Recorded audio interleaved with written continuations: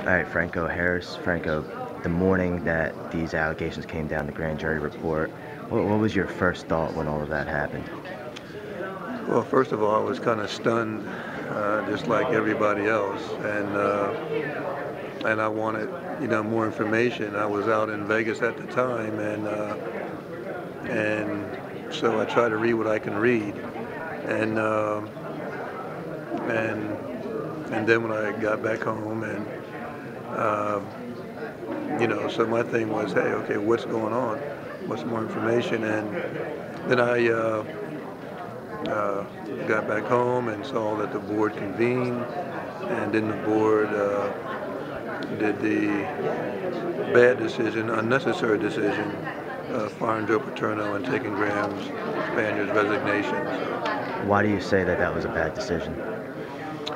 they had little information and had a lot of misleading information, and to base a decision on that, to not support Penn Staters that all of them know, and all of them know that these are good guys. Okay, we have Joe Paterno, Jim Curley, Gary Schultz. But Spaniard, when you look at things like that, you say, wow, these are guys who mean so much to Penn State, have been here for so long, and so we're not going to support them. We're going to go ahead and do this and like believe these people here, where we have people that we know, and we're just going to do that to them. And so that was very, very disturbing that they took that over the honor and supporting Penn State and at least finding out the truth. So that was very disturbing to me, and that's where we're at today. That has shattered Penn State, and what the real problem is that when they made that decision that week of November 5th, they are still stuck in that week of November 5th. And they still believe in that week of November 5th. And they still believe all the information that they got on November 5th. And that's very disappointing and very scary that we have people like that representing the honor of Penn State. What do you think about the way the Board of Trustees handled it, and maybe the misconception some people said they knew, they claimed they didn't know? Or what are your thoughts on that? Now, what they knew, what they didn't know, I really, more information will come out on that. I mean, eventually we'll hear the truth, okay? But once again, I think that supports that why would they make decisions against Penn Staters who have been a big part of Penn State for so many years? Why would they do that on what they had?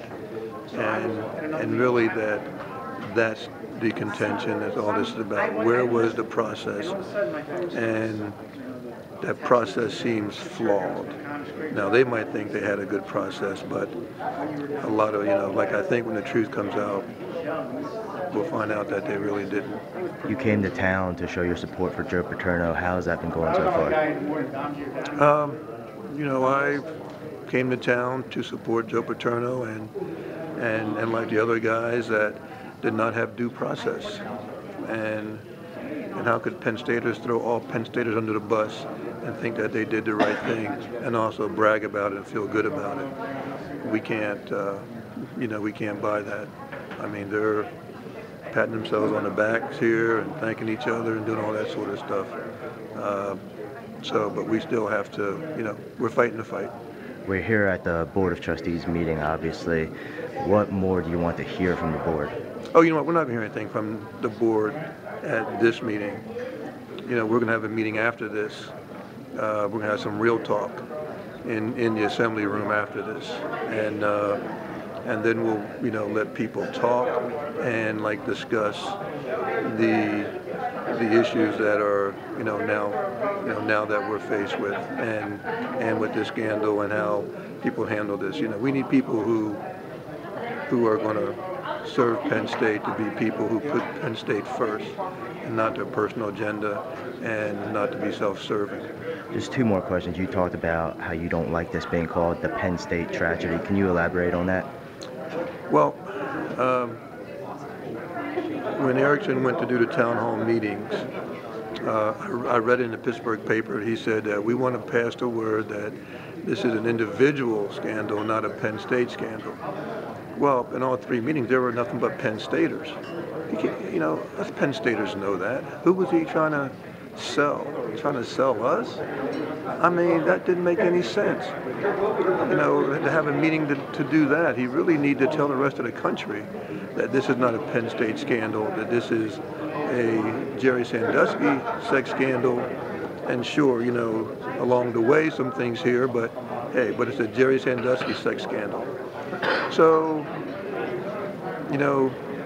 the people get that message at these meetings. I didn't go to the meetings because I didn't need to be sold the greatness of Penn State, what we stand for. And then I heard here today that he mentioned today that he kept using the word Penn State tragedy. And I'm shaking my head saying, so he's going back now calling it a Penn State tragedy, linking Penn State to this. And so, like as I said, these people are stuck in the week of November 5th, and they want us to move on, but they haven't moved on, and so it's very disturbing.